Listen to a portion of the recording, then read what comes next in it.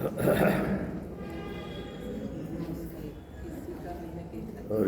ओम हरि ओम।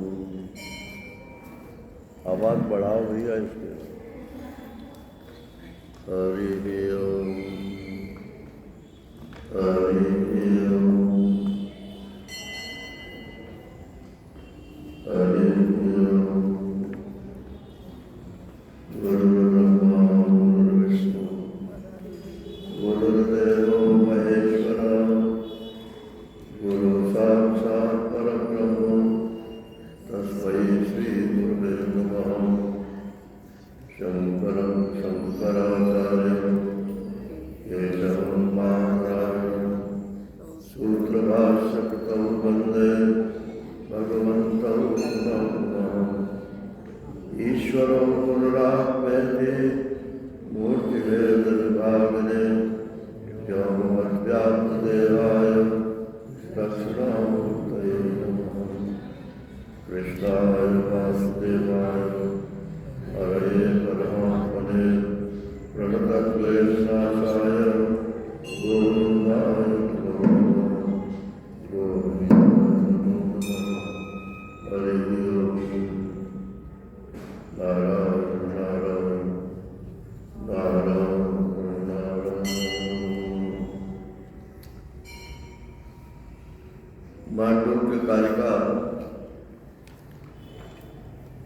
अद्वैत प्रकरण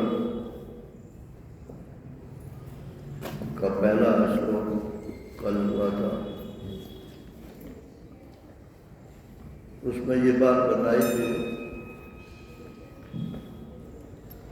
कि उपासना के आश्रित जो जीव हैं वो जात ब्रह्म में ही रमण करते हैं। जात ब्रह्म माने संसारी, जो पैदा हुआ है उसको ही जात बोलते हैं। संसार में ही इसी में रमण करते हैं, इसी को बढ़ाने की कोशिश करते हैं।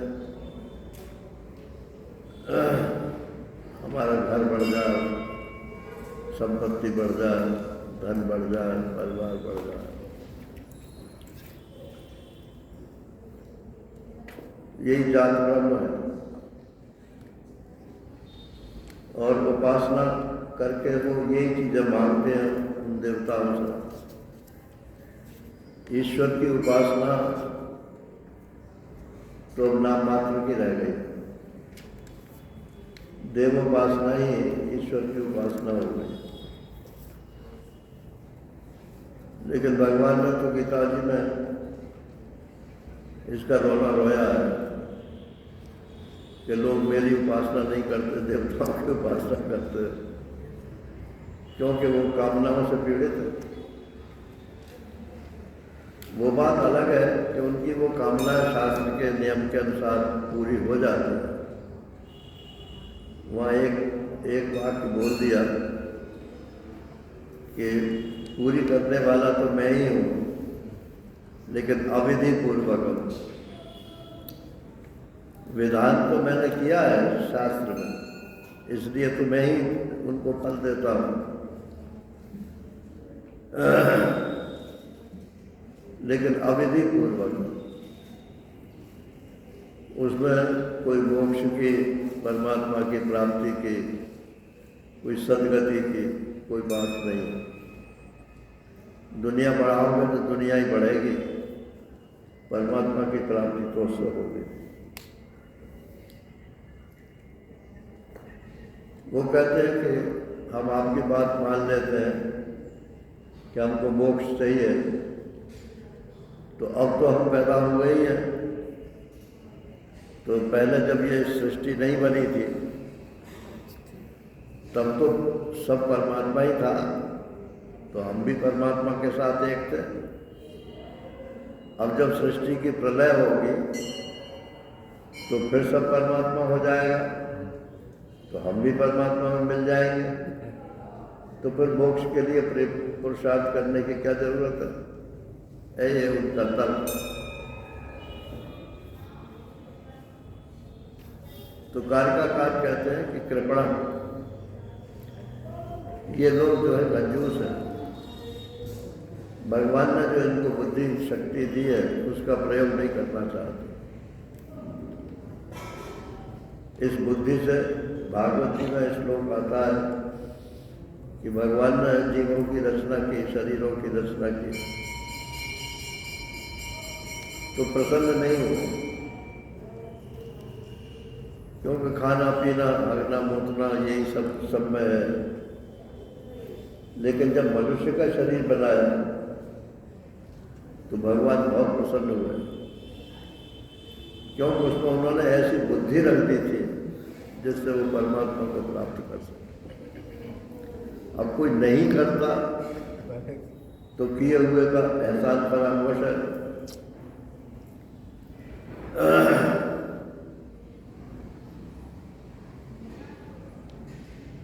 उपासना अलग से कोई चीज नहीं है, ये कर्म का ही अंग है। कर्म, उपासना, योग, ये तीनों कर्म के ही अंग हैं।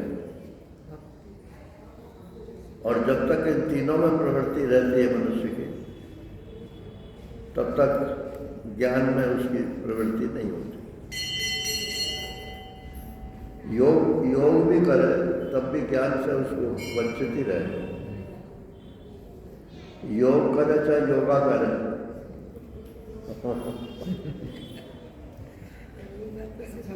योगा में तो पेट ही हिलाना है और क्या है, हाथ पैर हिलाने बस, और क्या करना।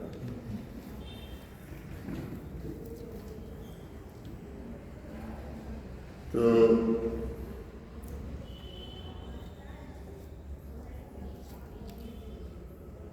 तीन प्रकार के मनुष्य होते हैं, प्राणी नहीं, मनुष्य का तीन प्रकार के मनुष्य। एक तो जिनके कर्म में ही रुचि होती है,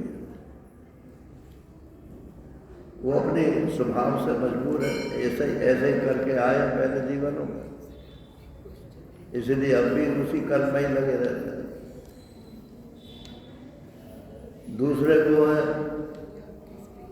जो कर्म प्लस उपासना या योग में लग जाते हैं,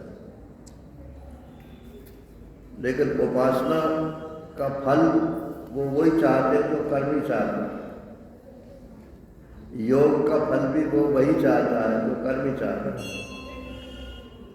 शरीर स्वस्थ रहे इतना मात्र नहीं है, शरीर तो आपका बस कुछ भी न करो अपने आप स्वस्थ रहता है। जैसे डॉक्टरों ने ये दवाई खिला खिला के हमारे शरीर को रोगी बना दिया है। अगर दवाई नहीं खाते तब भी शरीर स्वस्थ ही रहता।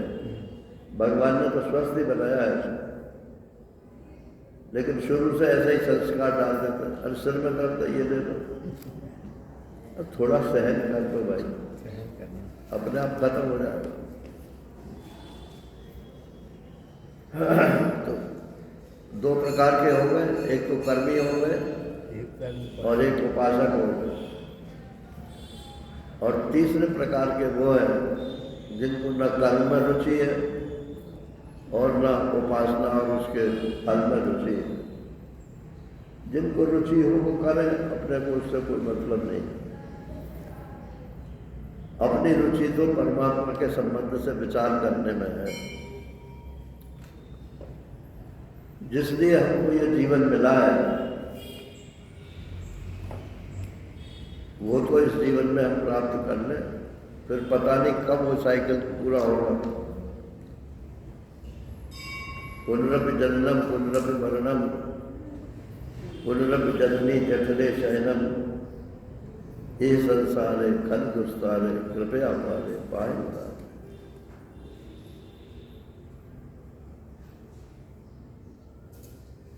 अब डॉक्टर लोग कहते हैं कि ये तो प्रवाद फैला दिया है कि जन्म और मरण में बहुत दुख होता है। पेट में तो बालक रहता है, झिल्ली से ढका रहता है, और भागवत में लिखा है कि उसे चारों ओर से कीड़े काटते, मल मूत्र में पड़ा रहता है। ये लोग कहते हैं कि नहीं, तो झिल्ली से ढका रहता है। उसे उसे कोई फर्क नहीं पड़ता। उसका तो सारा वैरागी ढेर कर दिया। फिर बाहर निकल के आए, तो घर वालों की जैसी हैसियत है, उस हैसियत के हिसाब से उसका पालन पोषण होता है। उसको सहज स्वरूप से तो आगे बढ़ने का मौका ही नहीं मिलता।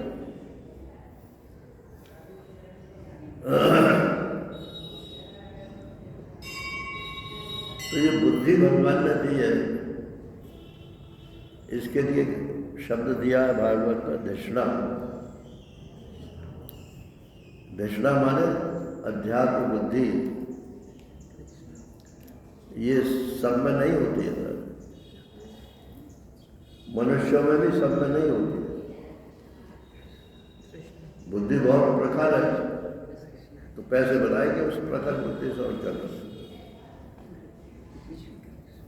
उस प्रखर बुद्धि का फायदा शास्त्र के स्वाध्याय में लगाना, परमात्मा के स्वरूप को जानने में लगाना, सत्संग में लगाना, तब तो उस प्रखर बुद्धि का है। तो राजसी बुद्धि है सब कहने का। तो बुद्धिमान तो आजकल बहुत है, लेकिन सबकी रजोगुणी प्रवृत्ति है। तो कोई ऐसा निकलता है जिसकी बुद्धि सात्विक होती है।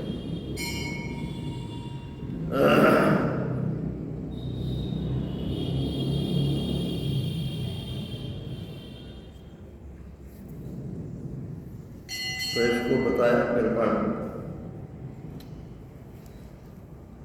तो हम कहते हैं गौड़पाद जी, गौड़पाद जी कारिका लिखने वाले हैं। गौड़पाद शंकराचार्य जी के दादा गुरु। सारा अद्वैत सिद्धांत जो है वो गौड़पादीय कारिका के ऊपर ही आधारित है। इसलिए जो अद्वैत समझना चाहें उनको कारिका समझना अनिवार्य है, और जो इसी जीवन में मुक्त होना चाहें उनके लिए भी कारिका समझना अनिवार्य है।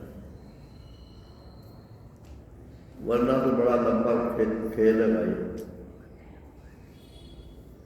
अगर 250 श्लोकों में आपकी मुक्ति हो जाए और एक दिन में एक श्लोक भी आपने कर लिया तो 250 दिन में मुक्त हो जाओगे। 250 दिन का मतलब 9 महीने लगा लो ज़्यादा से ज़्यादा। तो 9 महीने में तो बालक पैदा हो जाता है। तो ये मोक्ष रूपी बालक तो नहीं पैदा हो।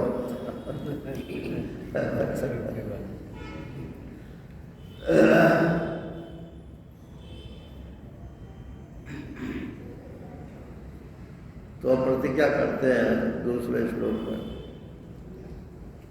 अतो वक्ष्यामि अकार्पण्यम अजाति समतांतकम यथा न जायते किंचित जायमानं समन्ततः। अतः इसलिए, किस लिए? जो लोग मोक्ष चाहते हैं उनके लिए। और चूंकि कर्म, उपासना और योग से मोक्ष नहीं मिल सकती, इसलिए वक्ष्यामि, मैं अब कहूँगा किसको? अकार्पण्य। कर्म उपासना योग वाले तो कृपण है, उसका उल्टा क्या होगा? अकार्पण्य। तजाओ मन की कतराई, ये मन की कायरता है।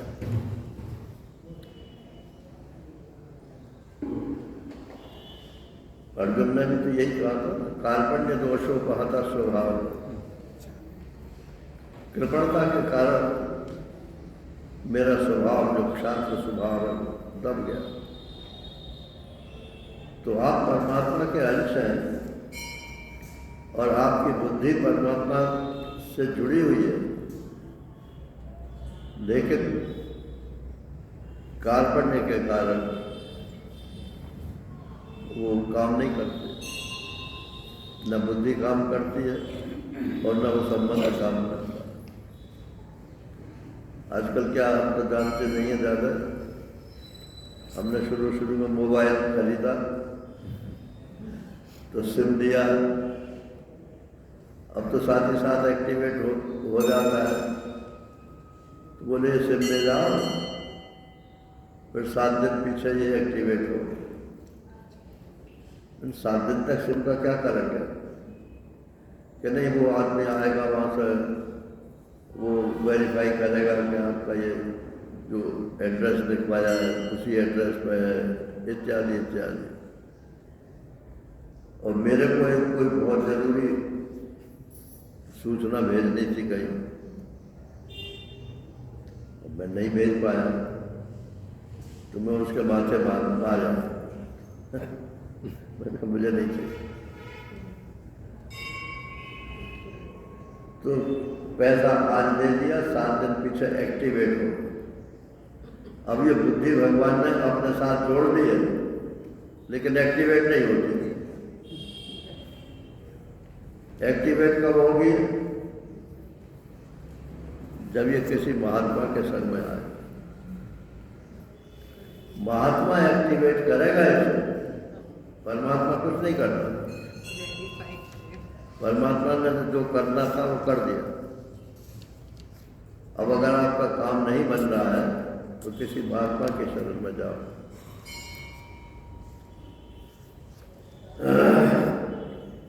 मगर अभिमान नहीं जाने देता। तो अतो वक्ष्यामि अकार्पण्यम, माने मैं शुद्ध वो ज्ञान तुमको बताता हूँ जो कर्म, उपासना और योग का अंग नहीं है। जो शुद्ध ज्ञान है, बौद्धिक ज्ञान भी नहीं है। एक होता है बौद्ध ज्ञान जो हम पढ़ करके जान लेते हैं, और एक होता है शुद्ध ज्ञान जो आत्मा का स्वरूप। मैं उस शुद्ध ज्ञान को तुम्हें बतलाता हूँ। कैसा है कि आजादी, उसमें कोई जन्म नहीं।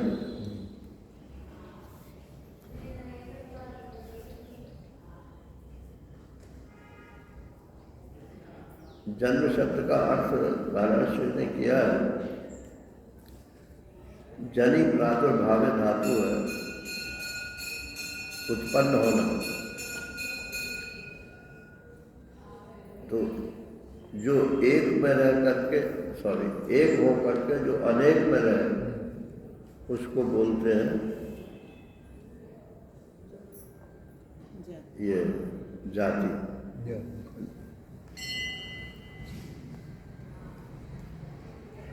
जैसे हम सब लोग मनुष्य हैं, तो मनुष्य जाति है। आकृति ग्रहणा जाति,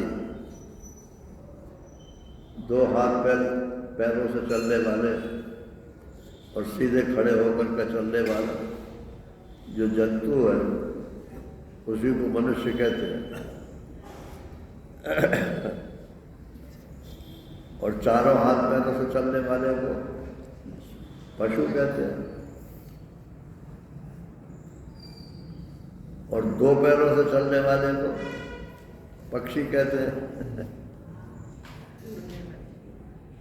एक महात्मा ने पूछा हमसे कि आप 2 पैर से चलते हो कि 1 पैर से चलते हो?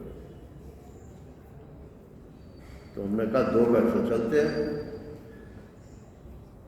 तो बोले 2 पैरों से चलोगे तो खुद कहोगे, जैसे चिड़िया फुदकती है ना, 2 पैर एक साथ उठाओगे तो फुदक फुदक के चलोगे। तो पहले एक पैर आगे रख लेते, फिर दूसरा पैर पीछे से उठाते, फिर एक पैर आगे रख लेते, फिर दूसरा उठाते। तो एक पैर से ही चलते हैं। सारी क्रिया एक से ही होती है, उसमें 2 का भ्रम होता है।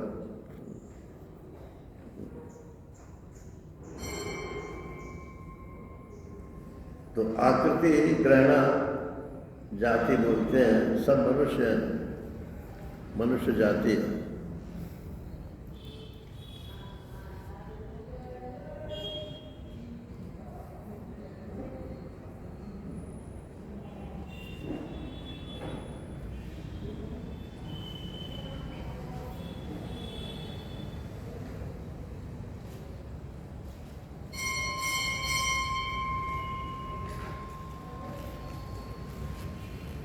बीच बीच में डिस्टर्बेंस मेरे को अच्छा नहीं लगता भाई।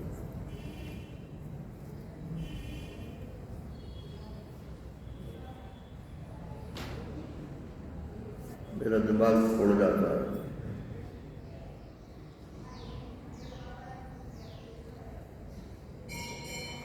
एक जाति का अर्थ होता है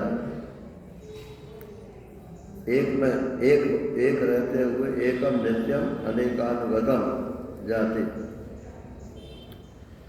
तो जैसे बहुत सारे लोग बैठे हैं, उसमें एक कौन सी चीज़ है जो सब में पिरोई हुई है, बोले वो मनुष्य जाति है। ये ब्राह्मण क्षत्रिय वैश्य शूद्र जाति नहीं है, ये वर्ण है। जाति तो सबकी एक ही है, मनुष्य है।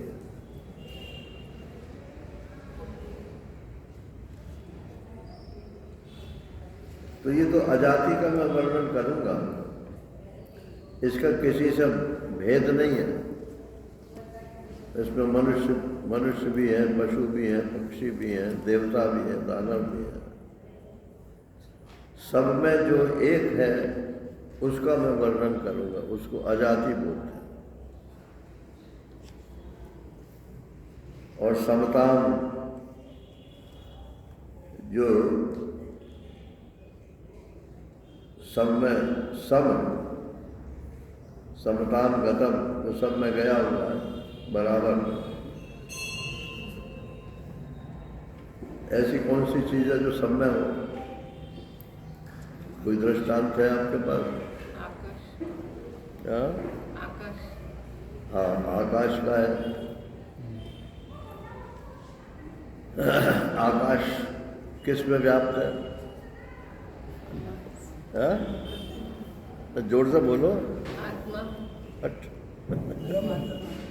आकाश आत्मा में व्याप्त है। सभी में व्याप्त। तो पृथ्वी जल अग्नि वायु जो आकाश के बाद पैदा हुए उनमें व्यापक है।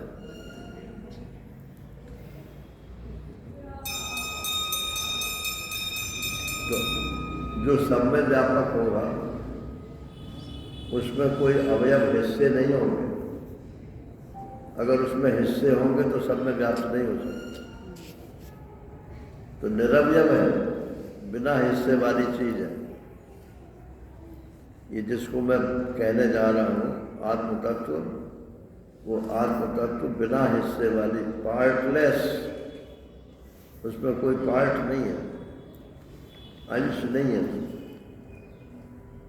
तो जीव परमात्मा का अंश है, इसका क्या मतलब हुआ?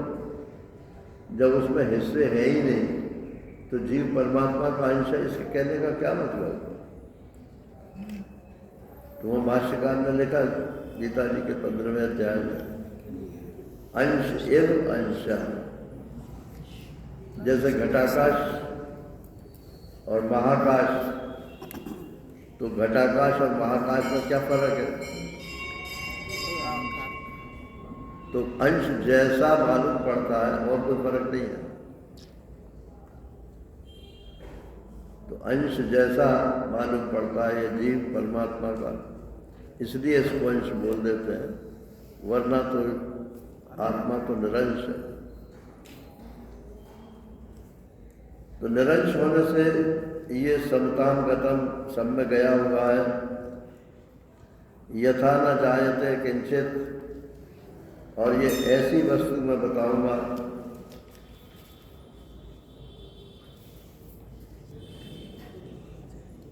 कि जायमानम समन्तता, वो स्वयं तो पैदा नहीं होता लेकिन सब कुछ उसी से पैदा होता मालूम पड़ता। जायमानम समन्ततः, चारों तरफ से पैदा हुआ मालूम पड़ता है। ऐसी कौन सी चीज है भाई, सिवाय जादू के खेल के और कुछ नहीं है। जादू में तो कुछ नहीं होता है, लेकिन मालूम पड़ता है कि ऐसा हो गया। अरे उसको छोड़ो, सिनेमा में देख लो, सिनेमा के पर्दे पे क्या कुछ नहीं दिखाई पड़ता, लेकिन क्या पर्दे में कुछ है? क्या रोशनी में कुछ है? नहीं बोले उस रील में कुछ है। जो सिनेमा की रील है, उस रील में कुछ है। वो उसमें कहाँ से आई? तो बोले वो बम्बई में जो एक्टर एक्ट्रेसेस है वो भरे हुए हैं उसमें। तो घुस गए क्या उस रील में? वो भी तो सिर्फ प्रतीति बात रही है ना। 1 इंच की रील होती है, उसमें दुनिया भर का जो है कैमरा में सब समा जाता है। तो इतनी बड़ी दुनिया दिख रही है, इस किस रील में दिख रही है? यहाँ छोटी सी एक चिप लगी हुई है, उसी चिप में दिख रही है। उसी चिप को बोलते हैं अंतःकरण। उस अंतःकरण में ये सारा संसार दिख रहा है, इसलिए दिख ही रहा है कुछ नहीं। इस बात को ध्यान में रखना चाहिए।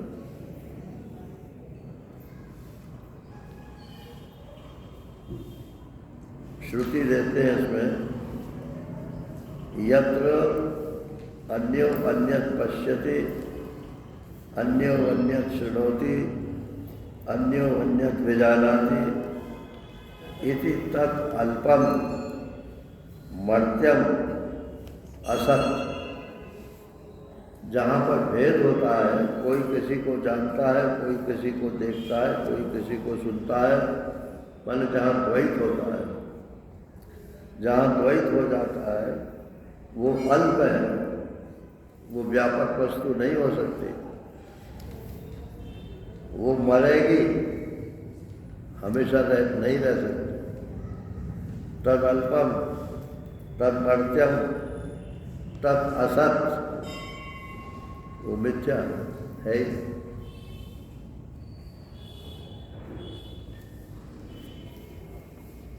बोलो शुक्ला जी, ये दुनिया मिथ्या है कि सच्ची है?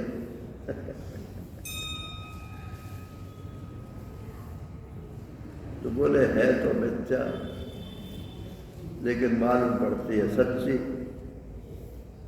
तो सच्ची क्यों मालूम पड़ती है? झूठा सत्य जाहि बिन जाने, जिम भुजंग बिन रज पहचाने।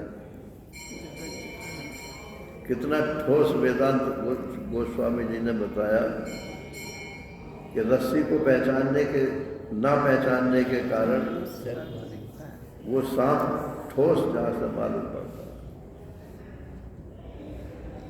इसी प्रकार से इस परमात्मा के अधिष्ठान, परमात्मा रूप अधिष्ठान को ना जानने के कारण ये दुनिया सच्ची जैसी मालूम पड़ती है। ये रस्सी में सांप की तरह से है, इससे कोई पर्पल आपका हल होने वाला नहीं है।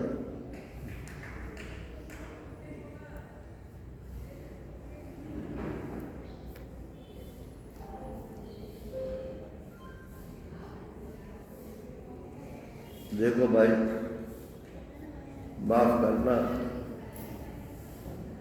लेकिन वैराग्यहीन वेदांत नहीं होता। जिस वेदांत में वैराग्य नहीं है वो वेदांत ही नहीं है। तो वैराग्य की चर्चा तो आएगी ही आएगी। अगर आपको अच्छा न लगे तो 2 कान भगवान ने दिए, एक से सुनना, दूसरे से निकालना। लेकिन अच्छी लगने लगेगी यदि बार बार सुनोगे। श्रद्धा से सुनो।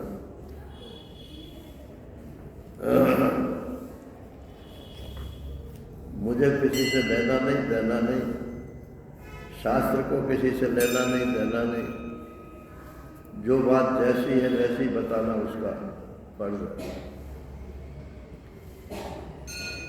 ये दुनिया अब क्या करें, पर्पस लेस है, इससे कोई भी पर्पस हल नहीं है। आप कहोगे तो पेट की रोटी तो मिलती है,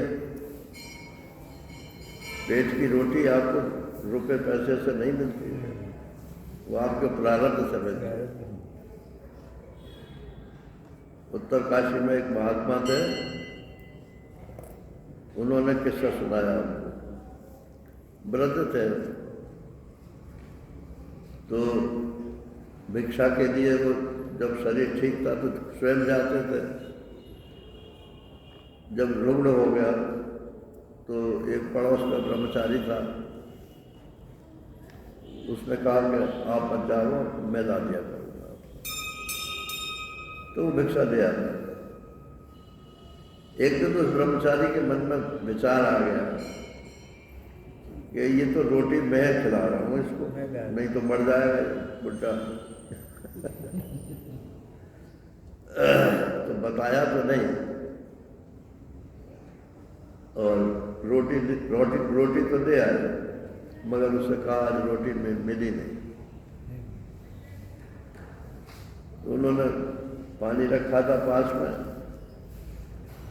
तो पानी आचमन दे करके बोले कोई बात नहीं, आज एकादशी है।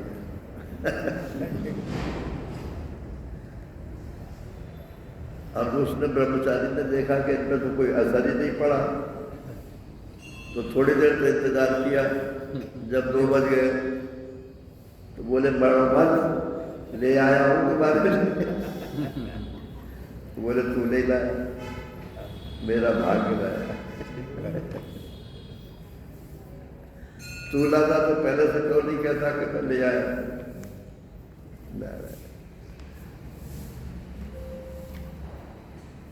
ये भाग्यवादी होना बुरी बात नहीं है।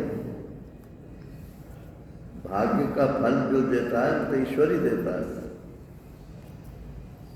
फलमत उपपत्ति, ये तो ब्रह्म सूत्र है। ईश्वर का कार्य जो है वो फल देना।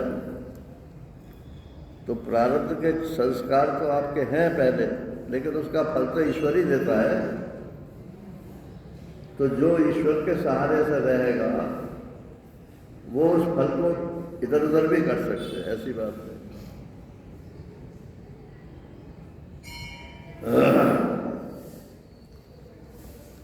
तो यथा न जायते किंचित, वो वस्तु ऐसी बताऊंगा मैं कि जो स्वयं तो पैदा नहीं होती, लेकिन जायमानम समन्तता, लेकिन चारों तरफ वही पैदा होता हुआ प्रतीत हो रहा है।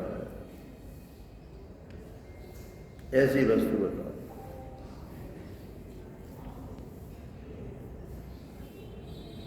तो बोले हमने वेदांत की सुनने की क्या जरूरत है, हमने मान लिया है। मानने से नहीं होगा ना। फर्स्ट स्टेप तो है मानना, लेकिन लास्ट स्टेप नहीं है। पहले मानो, फिर विचार करो, फिर उसे अपना।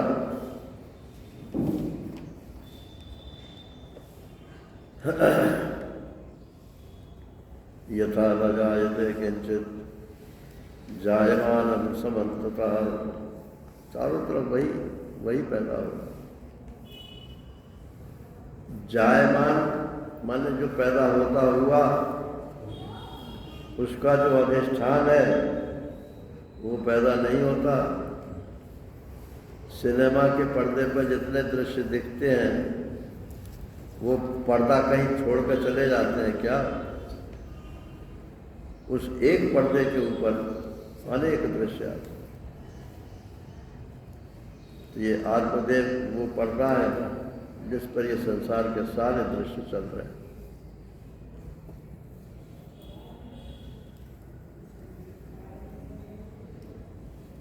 एक गांव में बेवकूफ लोग बहुत थे, तो रात जब हो जाती थी तो कहते थे अरे ये कोई राक्षस आ गया, ये अंधेरा जो है ये कोई राक्षस है, तो इसको बाहर निकालो। अब वो अंधेरे को तो 8-10 घंटे तो लगेंगे ही रात में, तो उन्होंने टोलियां बनाई कि इतने बजे से इतने बजे तक ये आदमी अंधेरा बाहर फेंकेंगे और इतने बजे से इतने बजे तक ये फेंकेंगे। अब वो अपने अपने छवड़े जाल ले करके आवे और ओपन खुले में रखें और अंधेरे को उसमें भरें। मूर्खता की हद है ना। और फिर जब कहेगा हाँ तो भर गया, अब उठाने को तो हल्का फुल्का ही था, मानो तो चूंकि भरा है हमने, बोले भारी हो गए। अरे भैया तू मेरा उठवा दे, मैं तेरा उठवा दूँ। अब वो करके ऊपर सिर पर रख और फिर गाँव से बाहर ले जा कर के उसे फिर लौट के आ गए। वो सारी रात ऐसे ही खेल चल रहा था। और वहाँ एक कोई शहर की बहू आ गई शादी होकर, उसकी भी ड्यूटी लगा दी लोगों ने कि आज तुम्हारी ड्यूटी अंधेरी लो। अंधेरी लोने क्या होता, जब उसे बताया गया कि अंधेरा हम बाहर फेंकते हैं तो वो समझ गई कि ये सब बेवकूफ लोग भरे पड़े। तो बोले कि मुझे एक दिन की आप छुट्टी दे दो, मैं अपने मायके को आऊँ, फिर जो है अंधेरी ढूंढूंगी। उन्हें क्या मालूम क्यों जा रही है, अपने मायके गई और वहाँ से एक मशाल लाई, दिया सलाई लाई, मिट्टी का तेल लाई और लेके आ गई। और जब उसका नंबर आया अंधेरी ढोने का तो उसने मशाल जलाई और गांव वालों से कहा कि बताओ कहाँ है अंधेरी, चलो मेरे साथ। अब जब मशाल लेकर चल रहे अंधेरी का पता ही नहीं। तो ये अविद्या अज्ञान ये सब अंधेरी की तरह से है। आप साक्षात परम ब्रह्म परमात्मा हो, इसमें दुनिया भर के संस्कार डाल दिए गए। तुम ये नहीं हो, तुम ये हो, तुम ये नहीं हो, तुम ये हो, ये हो, ये हो, ये हो, बस उसी की जय हो करते रहते हैं।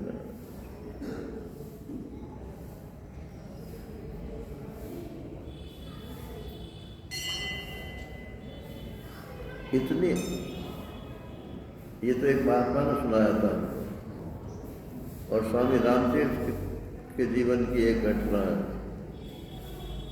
तो स्वामी रामतीर्थ जो है पहाड़ों में घूमते जाते थे, तो वहाँ एक कोई गुफा थी,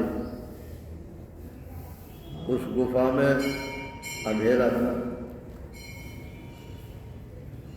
तो उसमें जीव जंतु भरे पड़े थे, शेर भी था, सांप भी थे और ये भी थे वो भी थे। तो लोग कहते थे कि इसमें जो है राक्षस रहता है, क्योंकि कोई आदमी घुसता था तो उसको काट लेते थे, वो मर जाता। बोले इसमें कोई राक्षस रहता है। उन्होंने बहुत सारा समझाया गाँव वालों को कि भाई राक्षस या नहीं है, कहीं नहीं माना। तो उन्होंने भी यही काम किया, मशाल जलाई और बोले आओ मेरे पीछे पीछे, मैं आगे चलता हूँ, काटेगा तो मेरे को ही काटेगा मैं सबसे पहले। अब अग्नि जो जीव जंतु होते हैं जंगल में, वो अग्नि से सब डरते हैं। शेर भी पास में नहीं आता है जहाँ अग्नि होती है। तो वो तो सब इधर उधर भाग हो गए, वहाँ तो कोई था ही नहीं, रहा अकेली खाली पड़ी थी। ये स्वामी रामतीर्थ ने घटना सुनाई। बोले प्रकाश के अभाव को आप अंधेरा बताते हैं, तो प्रकाश उत्पन्न कर लो ना, अंधेरा कहीं है ही नहीं।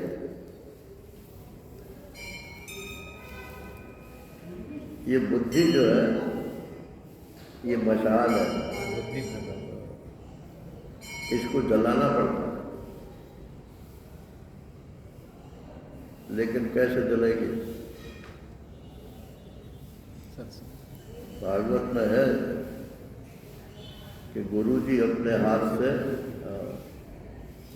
मशाल जलाएंगे, उस प्रकाश में आप देखोगे कि आप आत्मा ही। ज्ञान का प्रकाश है ये, कोई भौतिक प्रकाश नहीं है। कहीं मशाल लेके मत पहुंच जाना गुरु जी के पास क्या जाता।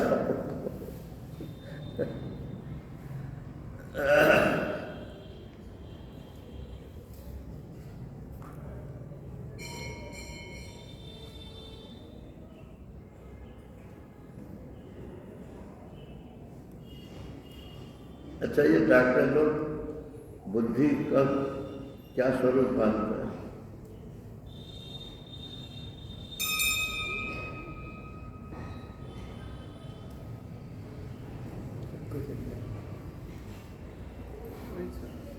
पूरी खोपड़ी को तो एक बात है। एक एक सेल मानते हैं, उसमें अलग अलग सेल और न्यूरॉन्स, हाँ। उसका कनेक्शन जाल बिछा।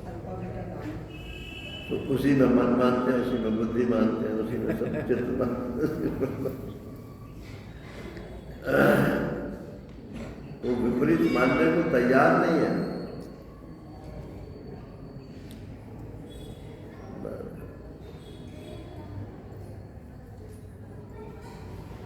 वो कोई आदमी का एक्सीडेंट हो गया तो डॉक्टर ने कहा कि भाई ठीक तो ये हो जाएगा, मगर इनकी बुद्धि चली जाएगी, आप कहो तो ऑपरेशन कर दो। तो उसके परिवार वाले बोले कर लो साहब, he is a government servant. ये तो सरकारी नौकर है, मूर्खों को पेंशन मिलती है और ज्ञानियों को भी पेंशन मिलती है। माने बुद्धि की तो कोई वैल्यू नहीं है सरकार से। आज सबने झंडा खड़ा कर रखा है, आपको पुरानी पेंशन दो, हमको पुरानी पेंशन दो, तो मुफ्त का माल है।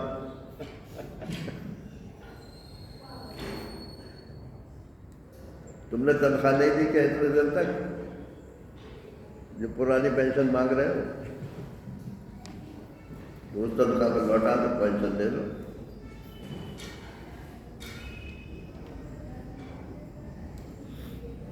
नारायण।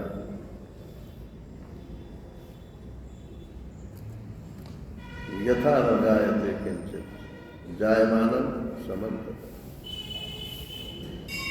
जायमान जो पैदा हुआ है या हो रहा है या होगा, उसका जो अधिष्ठान है वही है अजात।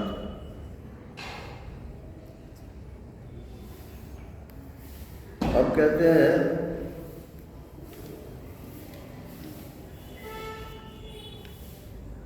कि इसका कोई दृष्टांत तो बताओ। ये तो प्रतिज्ञा तो ठीक है। आत्मा ही आकाशवत जीवैः घटाकाशैर्मोदितः घटादिवच्च संघातैर्जातौ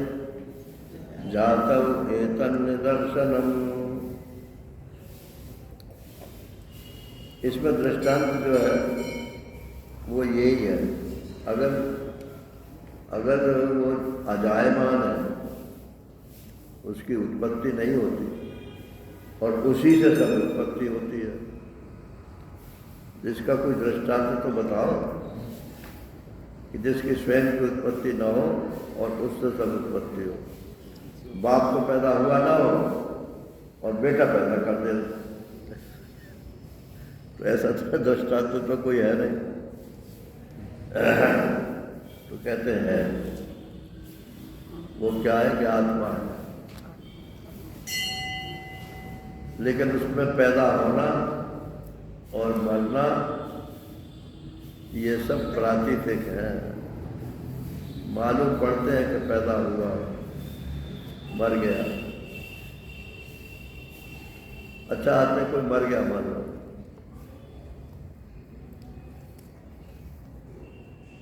एक सज्जन कहते थे, वो भी प्रोफेसर थे, वो कहते आपको प्रवचन करना नहीं आता। मैंने कहा बहुत बढ़िया बात है, नहीं आता कि नहीं आप तो क्लास पढ़ाते हो। तो उनके प्रवचन में और क्लास पढ़ाने में क्या है कि प्रवचन में तो धारा प्रवाह बोलते चले जाओ, तो किसी की समझ में आए और क्लास पढ़ाते हो तो उसमें ठोक बजाकर पूछते जाते हैं समझ में आई कि नहीं आई। तो हम तो भैया सत्संग करते हैं, प्रवचन नहीं करते। हाँ। तो सत्संग तो क्लास पढ़ाने की तरह से।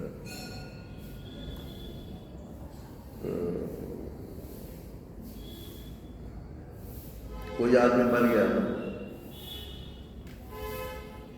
तो आप क्या कहते हो? खत्म बिल्कुल, उसका कोई नाम और निशान बाकी रहा कि नहीं? बोले शरीर तो उसका रहा नहीं। फिर ये तुम श्राद्ध किसका मनाते हो? जब शरीर नहीं रहा और शरीर से अलग तुम आत्मा मानते नहीं हो, तो श्राद्ध किसका मनाते हो? फोटो किसका लगा रखा है जिसको माला पहना रखी है? ये तो संकेत है।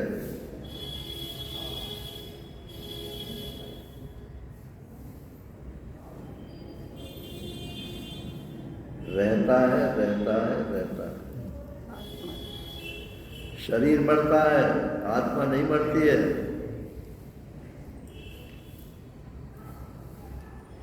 जब तक तत्व ज्ञान नहीं होगा तब तक ये जिंदा रहेगा। किस रूप से जिंदा रहेगा? जीव रूप से जिंदा रहेगा, कर्ता भोक्ता के रूप से। यहाँ का ऑफिस बंद हो जाएगा, उसका दूसरी जगह ऑफिस चालू कर देगा। इतना ही फर्क है। अगर हमारी ये समझ में आ जाए कि एक दिन ऐसा भी आने वाला है कि यहाँ का ऑफिस बंद हो जाएगा और दूसरी जगह का ऑफिस शुरू हो जाएगा, तो ये सोचेंगे ना कि फिर कहीं ऐसा ना हो कि गलत जगह में दूसरा ऑफिस चालू हो जाए।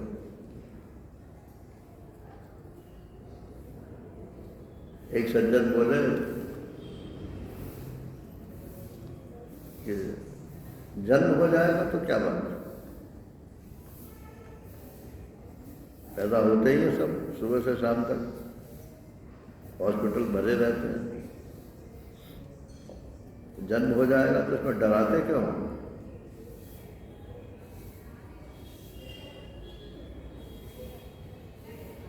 तो भागवत जी में लिखा है कि जन्मत, और तुलसीदास जी ने भी लिखा जन्मत मरत दशा तो कोई, जन्मने में और मरने में बहुत अत्यंत दुख होता है।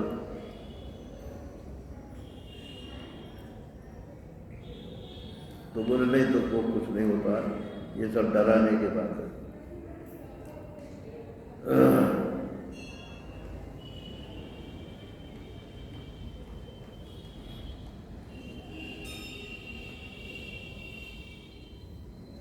जिस दिन ये समझ में आ जाएगी कि हमारा अगला जन्म भी होना है, उसी दिन आपका सारा जीवन ही बदल जाएगा। आखिर आप किसके लिए जी रहे हैं?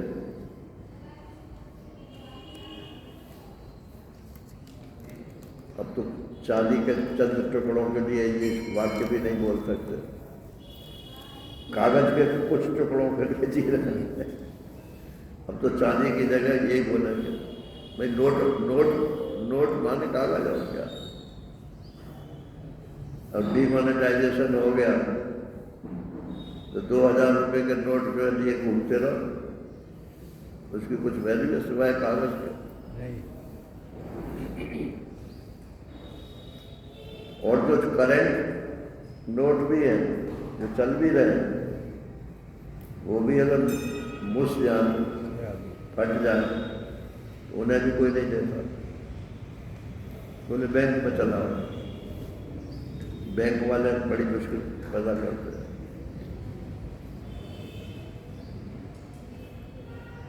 नारायण,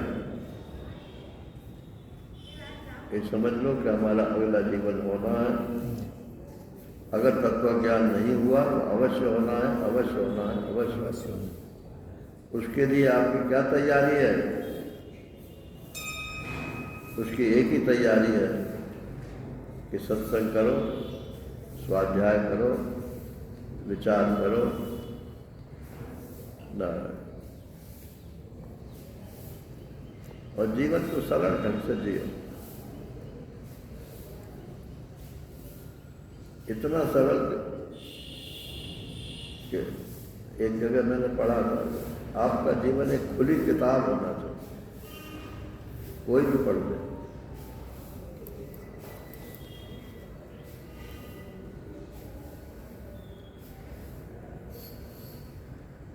तो आत्मा ही आकाशवत, अब दृष्टांत दे रहे हैं कि जो शुद्ध आत्मा है ये तो आकाश के समान है, और जीवई घटाकाशवत।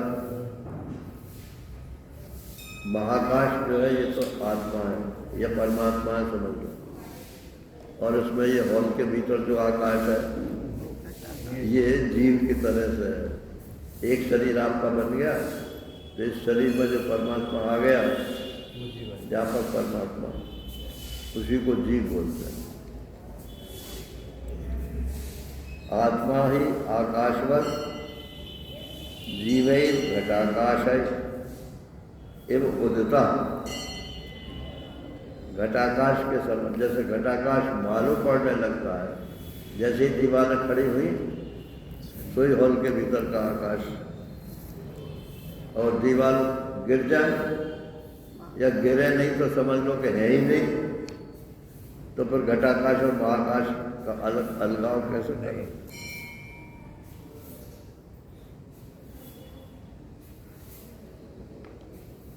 तो बोले ये घट कैसे बना? तो घटाधिपत्य संघातैर जातव, ये घट जो है ये कैसे बने?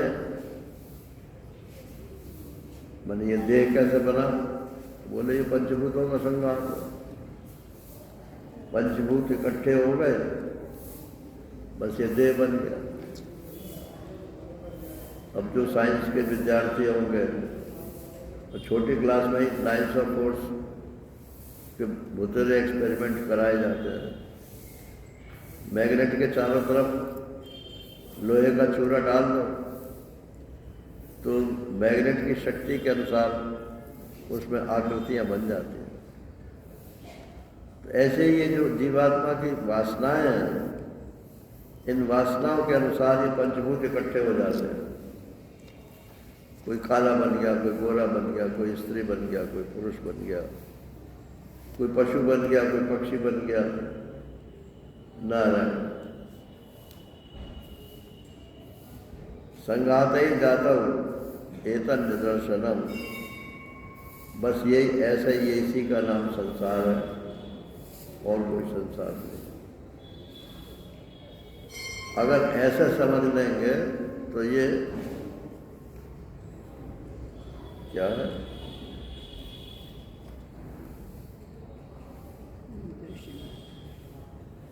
अरे घटाकाश, आदिवच्च संघात है। ये संघात घट की तरह से नहीं, यही अकारपण्य का दृष्टांत हो जाए। अकारपण्य, कुछ हुआ ही नहीं, ना कुछ हुआ, ना हो रहा, ना कुछ हो रहा। अनुभव का दीदार है, अपना रूप अपना।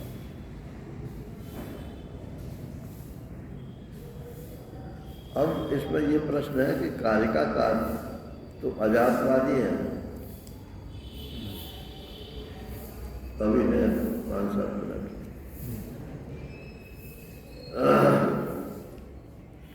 कार्य का कार्य तो अजातवादी है, मतलब यहाँ तो कुछ पैदा ही नहीं होता है।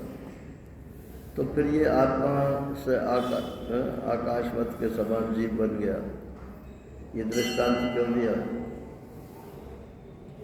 तो बोले अजातवाद बोलो, चाहे आभासवाद बोलो, चाहे अवच्छेदवाद बोलो, ये सब वाद है, वाद पक्ष है, ये असलियत नहीं है। कोर्ट में आजकल क्या बोलते हैं ना, जो प्लेंटिफ होता है उसकी हिंदी क्या है?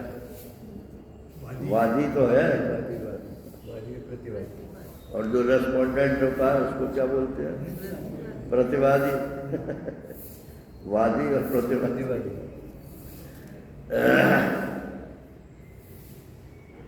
तो बोले ये सब वाद है, चाहे आभासवाद बोलो, चाहे अवच्छेदवाद बोलो, चाहे अजातवाद बोलो, चाहे एक जीववाद बोलो, वाद माने पक्ष होता है। जो कुछ समझाने के लिए कोई शैली अपनाई जाती है। आपकी समझ में अगर आभासवाद से आ जाए तो ठीक है, अवच्छेदवाद से आ जाए तो ठीक है, और एक जीववाद से आ जाए तो ठीक है, और इन तीनों के अलावा अजातवाद से आ जाए तो आपके मुंह में घी सकता तो वहाँ तो कुछ करना ही नहीं है।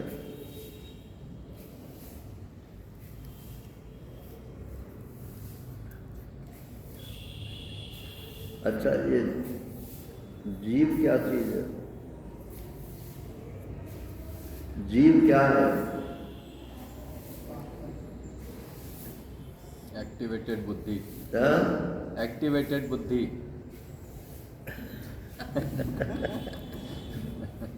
मैं तो कुछ और कहने वाला हूं। अच्छा।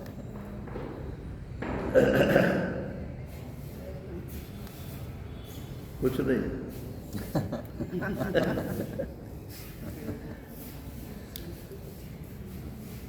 बोले ये कैसे कह रहे हैं?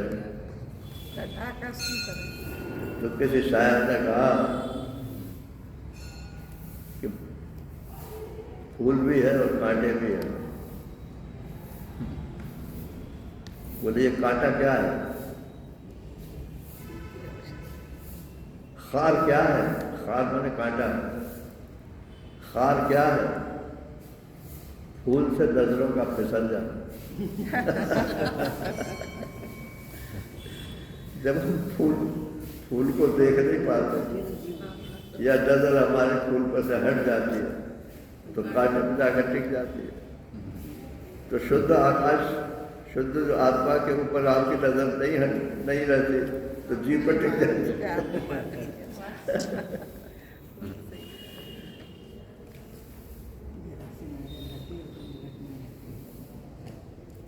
तो ये इस जीव के पक्ष में तीन थ्योरी, तीन सिद्धांत। एक तो कहते हैं कि शरीर के भीतर एक अणु के समान जीव है। कोई यहाँ हृदय में मानते हैं, कोई यहाँ भ्रूमध्य में मानते हैं, कोई सहस्रार में मानते हैं। आपने तो आत्मा का फोटो भी छाप दिया।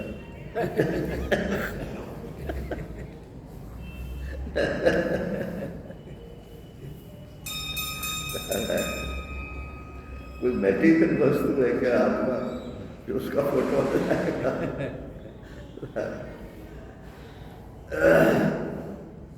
तो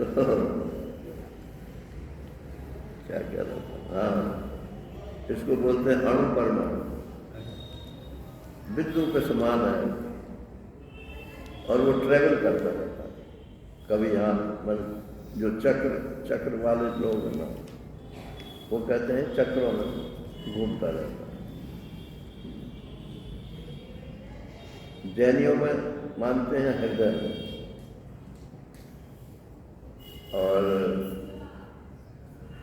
इसमें उपासकों में हृदय में मानते हैं। और जो योगी लोग जो राधा स्वामी है वो सहस्रार में मानते हैं, और जो हठ योगी है वो सबसे नीचे जो को चक्र है, क्या नाम है? हाँ? मूलाधार। मूलाधार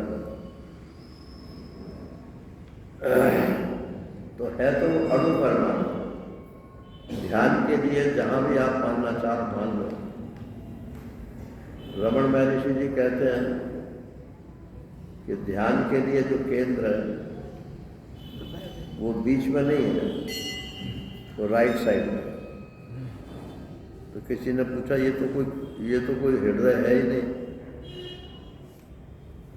तो बोले मैं कोई फिजिकल हृदय की बात थोड़ी करता हूँ। तुम्हारा कहीं ध्यान जमाना है, अगर मैं बाएं तरफ कहूँगा तो आप फिजिकल हार्ट की तरफ पहुँच जाओगे, तो मेरे बताने का उद्देश्य खत्म हो जाएगा। इसलिए मैंने कहा कि सीधी तरफ, अर्थात उसका कोई स्थान नहीं, जहाँ हम समझ लो वही है।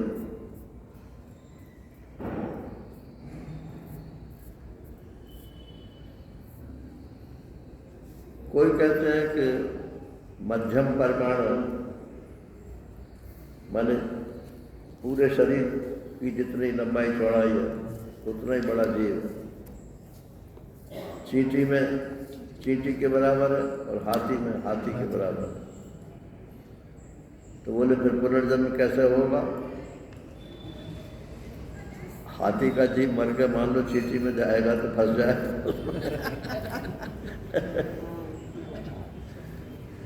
तो बोले नहीं, वो फ्लेक्सिबल है।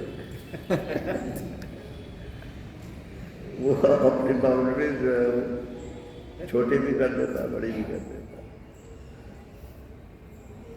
ये सब तर्क है। वेदांत जो है इसको विभू परिमाण माने शरीर के पूरे शरीर में भी है और पूरे विश्व में भी है, एक ही आत्मा है, वो विभू है, विभू परिमाण।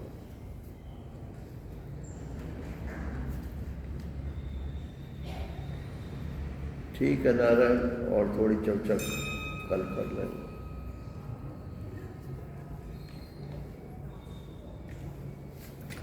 हरि ओम। पूर्णमदः पूर्णमिदं पूर्णात् पूर्णमुदच्यते पूर्णस्य पूर्णमादाय पूर्णमेवावशिष्यते। ओम शांति शांति शांति। हरि ओम। श्री गुरुभ्यो